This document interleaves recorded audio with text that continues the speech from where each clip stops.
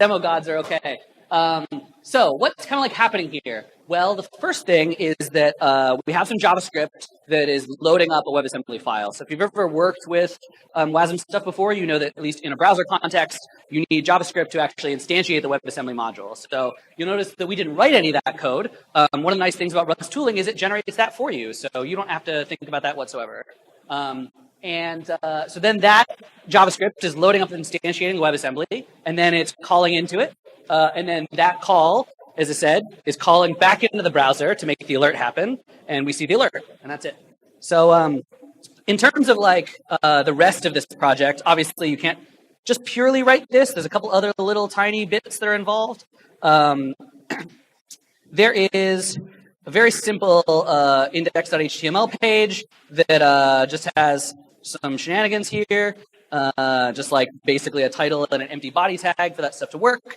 And what ends up actually happening is this is also built with Webpack. So one of the things that we really wanted to do with Rust and WebAssembly was to not make it weird for JavaScript developers to have to be able to use this kind of stuff. So this is like using all the regular JavaScript build tool shenanigans. I don't know how you all feel about JavaScript build tools. I know there are lots of feelings that vary significantly, but like we integrate with the big important ones. I'm using Webpack here because it's just what was in the template. So like whatever. To look a little bit at sort of the generated code a tad. Let's see. This is in the target here. This is going to be just the Rust. It's in the. Oh, the last thing is this JavaScript file. That's actually what I want to show you. So there is this index.js. So the reason we call that function run is one of the things that's generated is it's importing our compiled module from that directory, and then when it's actually imported, we then call that run function. So that's kind of like the connection there, and it's sort of a dummy one. But if you want to like customize it in any way, you can like do all this other kind of stuff. Okay, so that's the equivalent of hello world. Let's talk about something slightly more interesting. Oh, you also may notice that I'm on Windows, so this is all like super cross-platform. Like it just works for the most part. No, not that one. We were just in that one. All right. So here's something a little more involved. And again, I'm going to run this in the background. No. It's not run, it's start. I can never remember.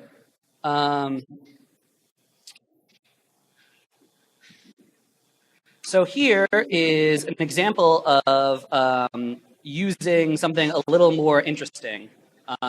So this is a pile way more code, but even though you don't know Rust, or maybe some of you do, I hope this is like semi-legible to you all. So what's interesting here is on line 6, we say let the window equals websys window, and expect should have a window. Guess what that does? That is binding to the window object inside your browser. So we're like fetching the instance of window and making sure that it's there. And then we get the documents from that window. So we say window.documents. Same thing with this expect. Should have a document. If we don't, we will get a JavaScript exception, basically is what happens. And then here we call documents.createElementP. I know it's not jQuery or whatever, but the regular DOM APIs have gotten a little better over time. So we're creating a paragraph tag. And then we're setting the text content of that paragraph tag to hello from Rust, WebAssembly, and Webpack.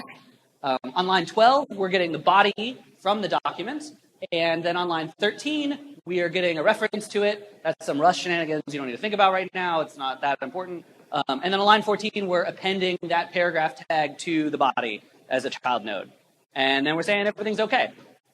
So this is like an example of doing DOM manipulation from within Rust itself. And in theory, again, if I hit refresh, oh, it already refreshed for me in the background. I forgot that it does the auto refresh stuff. But hello from Rust, WebAssembly, and Webpack. So we now have like actually created, if you look at like the page source, there's nothing other than this like bundle.js, and we have an empty body. But if you like inspect this, and if I didn't make it like the smallest, you can read it right here. Isn't that very clear? Yeah, so if you look at the actual DOM as it's rendered, we have this p tag with that stuff inside of it. So we've done all this kind of like DOM manipulation stuff through Rust directly.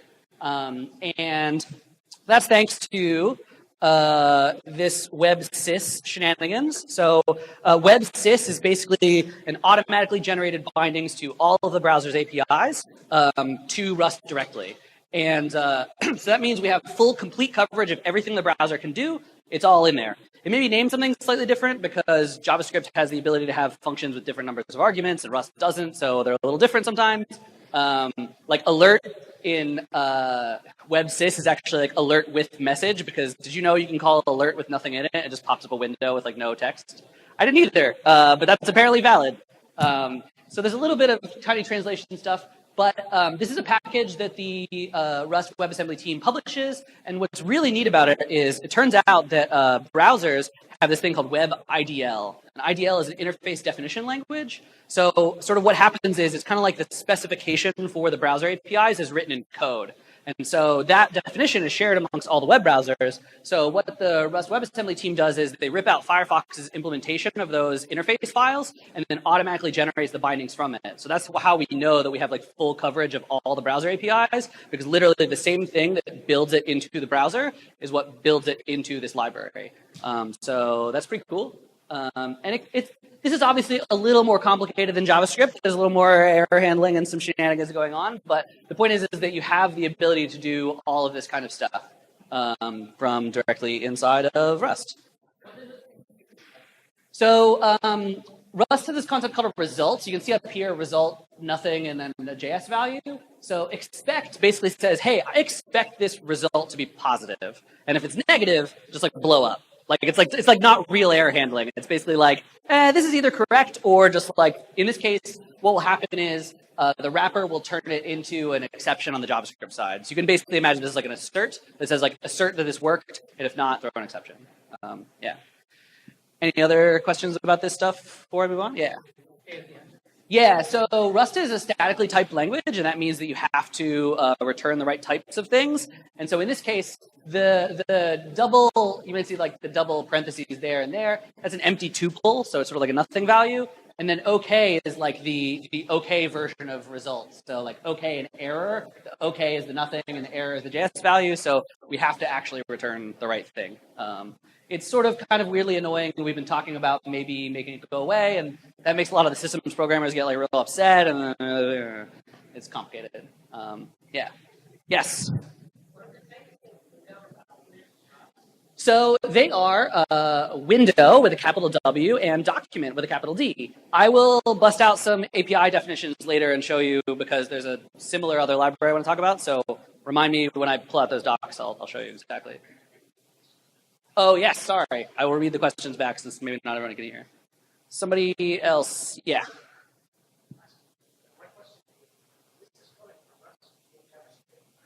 Yes, the question is this is calling from Rust into JavaScript. Yes. Yes. Sure. So the question is basically this is calling from Rust to JavaScript and back, which has some overhead. How is this going to be faster? The first answer is it's not necessarily faster, which is just true. The interesting thing about WebAssembly is not even so much that it's always faster, but that it tends to be like there's less variance. So it will run at the same speed no matter what. Like there's a really great blog post that I will not like Google right now. But when they ported some stuff inside of Firefox from JavaScript to WebAssembly, the biggest part wasn't even that it was faster, although it was that the standard deviation on execution time was like a line in the box plot. And for JavaScript, it was like a big thing like this. The second part of this question, though, is there is a proposal in WebAssembly right now called the host bindings proposal. And what that means is that you will be able to call into the browser's APIs directly without needing to go through JavaScript. And so when that gets released and put into WebAssembly, you won't need to change any of this code. It will just happen in the background and it will magically get faster. So that's kind of like the answer is that like today it may or may not actually be faster, but in the future, like you will just get a speed bump all of a sudden, which is cool. Follow up, yes, and I'll get to you next. Yeah. So the question is, what's the advantage of using WebAssembly? Well, if you're not doing a ton of DOM manipulation, you can be significantly faster. So some apps do more work than DOM manipulation.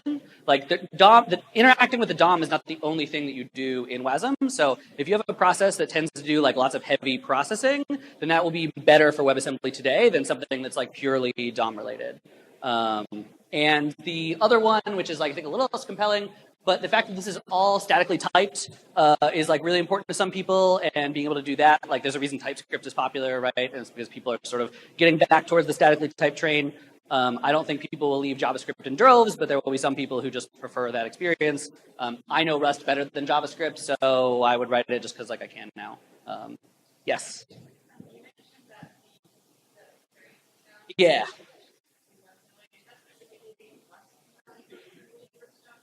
That was a specific example of something that was Rust specifically, yes. I don't know how it would carry over to other things because it wasn't actually implemented. Yeah. Okay, sorry. I will just pull up this blog post because I think it's informative. And that was the source maps. You look at my terrible typing. I can't even spell Mozilla. I worked there 3 years and was like, Mozilla. Okay, so this is this post, oxidizing source maps with Rust WebAssembly. We call turning things into Rust oxidizing. And so this is the stuff in the browser that dealt with source maps when you're like looking at stuff in the inspector. Where's the graph? It's near the bottom. This is a long post with lots of details. Now I'll scroll up through all the comments. Yeah, okay. So, yeah. So this is the source map for Scala.js, which is a giant JavaScript implementation of Scala. And so you can see that like these are the WASM in Firefox, WASM in Chrome, and WASM in Safari versus JavaScript. And so you can see that this is like the standard deviation is what's shown by the box plot. And so this is just totally super flat. And because this is a big processing task, this is also kind of what I was getting at. Like this is faster because it does not need to call back and forth into JavaScript all the time. Yeah, so this is a specific example, and you can read this blog post which goes into depth. There was also someone who made an amazing rebuttal to this post that said, like, if you know V8 internals, look at how you can contort your JavaScript to make it just as fast as the WASM, to which then Nick wrote a very thoughtful counter rebuttal, which was like, but this is idiomatic Rust, you don't need to think about it, as opposed to like, you literally work on V8 and know the internals. That's the only reason you're able to actually write this. So, cool. I think, I don't know how I'm doing on time overall, if anyone's been paying attention or not. I think I have like another 5-ish minutes. All right, cool. That was this slide. Let's talk to the browser. So I sort of glossed over these tools that I was using. So I want to talk a little bit more about the actual tooling here. So here's kind of like an overview of some of the stuff that the WebAssembly working group has built. So the first one is this called WASM bindgen. And so this is kind of like the core of how everything works.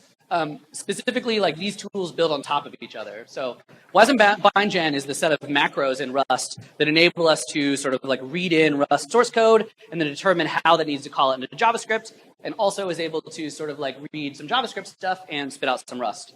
And the reason why that's important is WebAssembly only really supports 8, 16, 32, and 64-bit integers, and 32 is 64-bit floats. So like if you want to pass a string between a language and JavaScript, you need to like figure out how to turn that into some numbers. And you have to do that sort of like by hand. Whereas with WASM bindgen, you just slap that little pound WASM bindgen on top, and then it knows how to turn things into the right things on both sides of the boundaries. I picked string especially because not only do you need to know how to like turn it into that, but like Rust strings are UTF-8 encoded and JavaScript is USC2 encoded, so there's like extra shenanigans, etc. But this tool lets you do that bridging between those two worlds. And one of the things that's nice, as I mentioned before, about using this as a library is as WebAssembly evolves, because it's being designed by some of the people who are also working on WebAssembly, they know the features that are in the future, and they're making it so that when new features land, they will just kind of transparently land for you. So it's being built in like a forward-thinking way. So that's pretty cool. On top of that is this tool called Webpack. And what Webpack lets you do is it lets you take some Rust code and put some WASM binding annotations on things and lets you build an NPM package from your Rust and WASM. So what this means is that if you have like part of your app in Rust and WASM and part of your app in JavaScript, the JavaScript folks don't need to know or think about how to do all this importing. They just treat it like any other NPM package. It turns out that NPM does not actually check that you upload JavaScript to the registry. They let you upload everything. And so basically what we do is we pre-compile the Rust to WebAssembly and then put that binary blob into the NPM package along with a little teeny bit of JavaScript. You can look at the documentation of both of these for more about how it works, but we also generated a tiny little JavaScript wrapper so that you get, well, I guess actually this.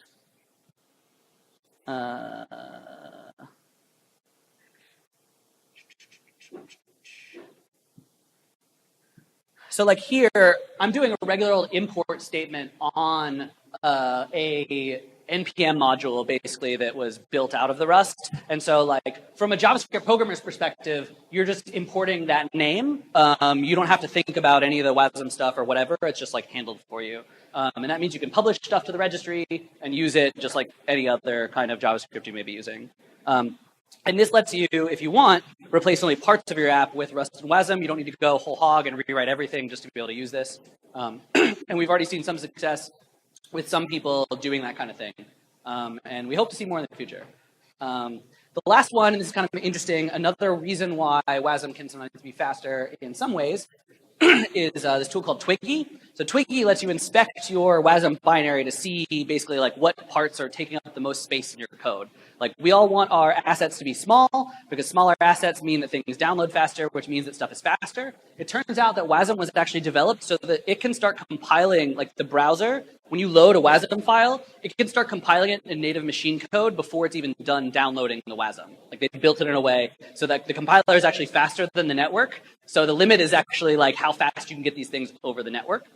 Which is another reason why sometimes, even if you're calling back and forth into JS, it can still be faster, is because if your WASM is significantly smaller, then it can finish downloading faster and you don't have all the like parsing time and all that kind of stuff. And then these two packages, so I told you briefly I would show you some API docs. There's WebSys, which I sort of already talked about, which is the browser APIs, but also JSSys, which gives you access to, I want to say the JavaScript standard library, but that doesn't really like exist. So like, I'm going to do WebSys first. Need to get some WASM on this website, apparently. All right, so here's that document type we used earlier, for example. So it has the type capital D document, as you were like asking about.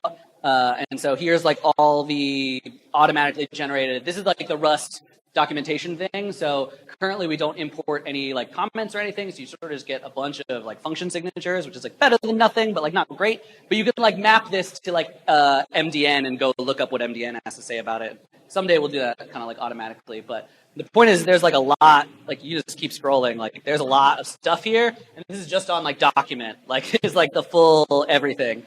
And so JSSys,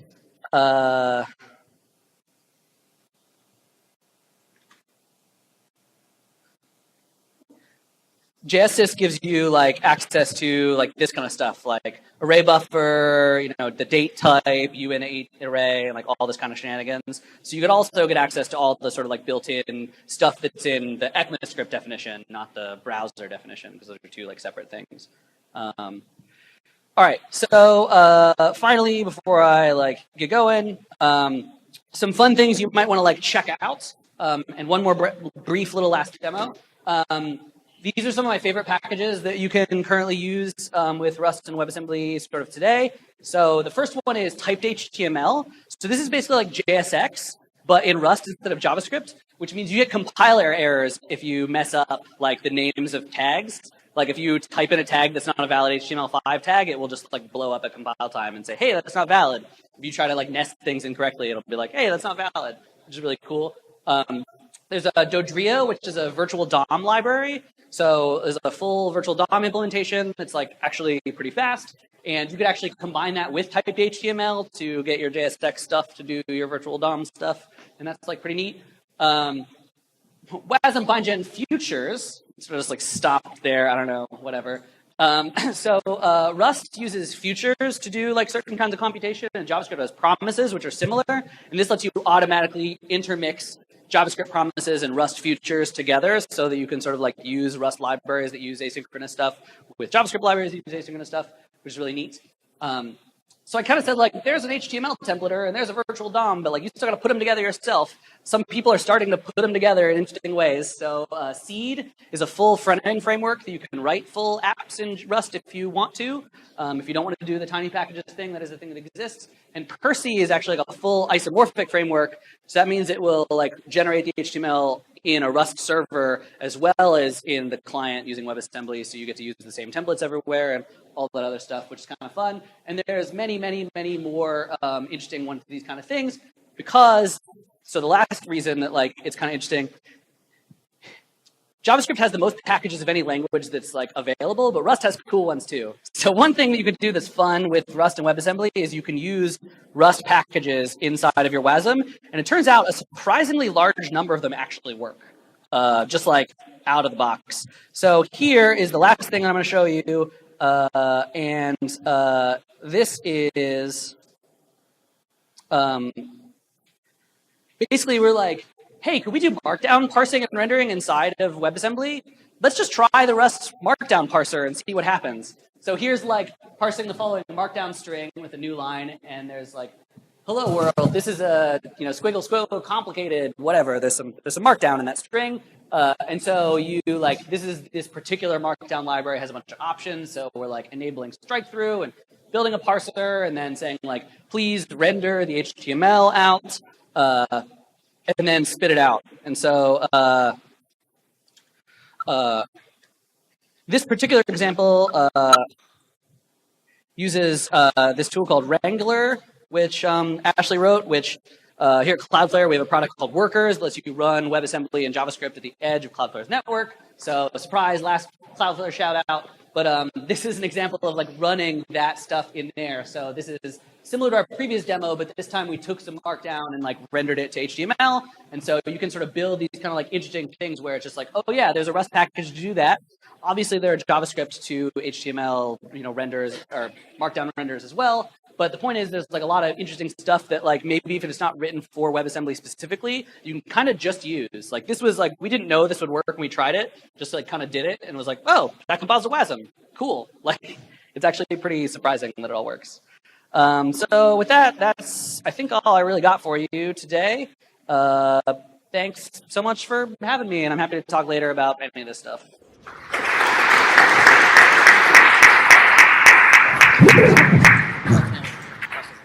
Oh, yeah, sure. If anybody has questions right now, I guess I have time for that as well. So cool, more questions.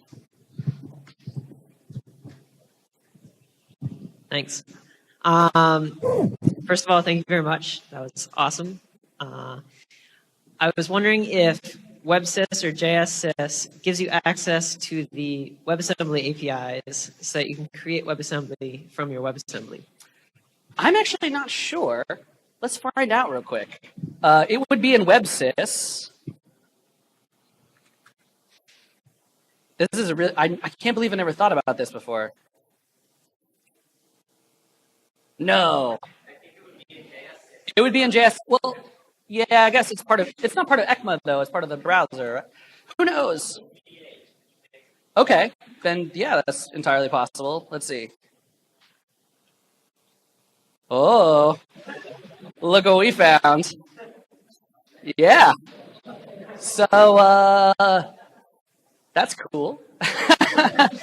My mind's like, could you build a JIT with it? Like, just instantiating WASM modules from WebAssembly. But yeah, awesome. There you go. Thanks for making me realize that's a thing. That's great. Anybody else? Yes.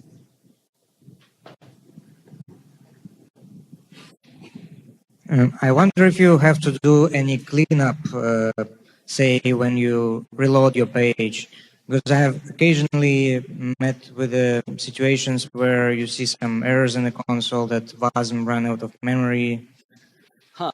In theory, like the WASM stuff should only live as long as the page lives. So when you restart, it should be throwing everything away and starting over from scratch, as far as I know. So I haven't run into that error. Maybe you're doing something a little different than I'm doing. But in theory, you shouldn't need to do anything specific for cleanup. It should just handle it.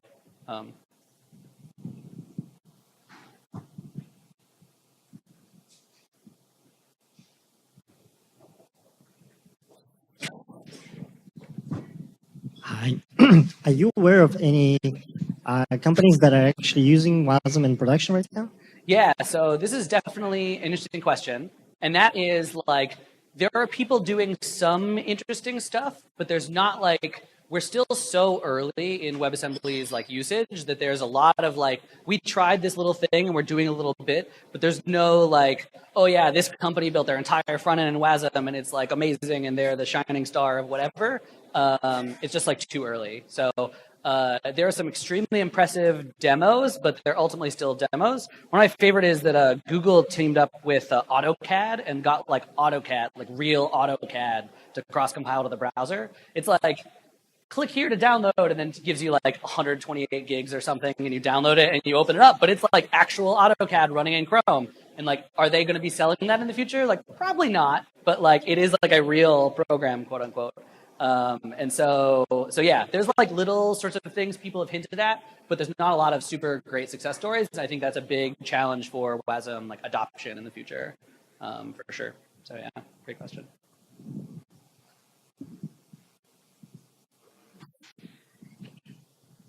I think you kind of alluded to this in one of the modules that you put up, but my question's around asynchronicity in JavaScript and how you handle that in languages like Rust. Yeah. If you make like a fetch API call, the response to that is a promise. How does Rust handle those sorts of things? Yeah, so I think this is, this is, I should just keep two tabs open to have both of these because it's cool that they're different, but when you're doing talks like this, it's a little hard to.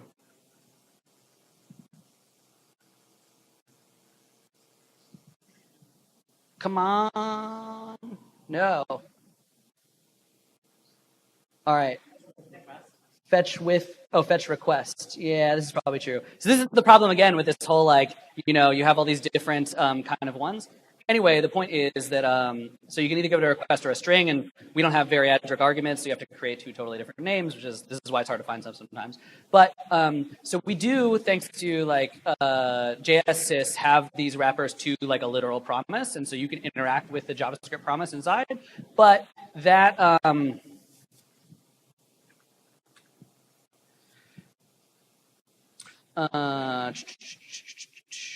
so like, so Rust has a concept called future that's like very, very similar. And basically what happens is, so like this is a thing that's producing a Rust future, and like this and then is like the Rust version of like promise.then. And so at some point you can call this like future to promise method, and it will sort of like automatically wrap the Rust future and the right stuff to be a JS promise, and then like return that to JS, and you can just await it like normal, and it will just like kind of work. In the similar kind of sense, I believe that there is a way to do the await on a JavaScript promise from inside of Rust 2, and that will also work. So it's mostly just like a little bit of like extra work to handle those things and a little bit of overhead from the wrappers, obviously. But that's like, yeah, there's just a wrapper that converts the APIs between the two of them, basically. I have seen some person who is like doing a non-actual production thing wrote a transpiler that like reads the Rust and then transpiles it into like just promises. But that's like not a real thing. It's more like a cool demo. Yeah.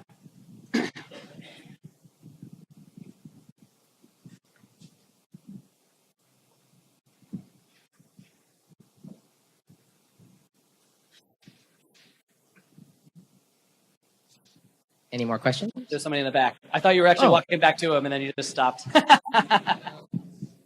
Hey, how's the progress on the multi-threading and parallelization going on? Yeah. Considering there's lots of fun crates in Rustland like Rayon and stuff that makes using those very easy. Totally. So for those of you that may not know, there was a thing called Spectre that happened about a year ago, and unfortunately, like there was supposed to be one of the promises of like WebAssembly was like we're going to add real multi-threading to WebAssembly, and we can get out of this single-threaded shenanigans with JavaScript. And then Spectre happened, and then it was like, okay, never mind, that's like not happening for a while. I don't know what the exact progress is because I've not been keeping up with the working group, but what I can tell you is that Rayon does compile to WASM, and it sort of kind of works somehow. What they're doing, like, I'm not actually 100% sure, but I think that it's like there's some experimental flags to turn on some stuff, and it may be that you don't get true parallelism, you just get like, you know, concurrency, or where it just like does little slices in between. And I think they're doing that to kind of like, you know, hold you out until the actual stuff happens. But yeah, my understanding is that that stuff got put on sort of the back burner because of Spectre, and so then the like host binding things is a little more important. So I think that's like coming first, and then the parallelism stuff will come later. But I know it's not like happening super soon. Yeah. I think somebody here knows about it. Oh yeah. So threads, WebAssembly threads shipped on Chrome 74, and a little more thread support is coming up in 75. So you could potentially try to play around with it. For example, it's possible to use threads with Inscripton if you have a C++ code base. Yeah. It's a little painful. There are differences between web threads and native threads, like you can't block the main thread, for instance. But you can definitely play around with it, and it has shipped in Chrome. Cool.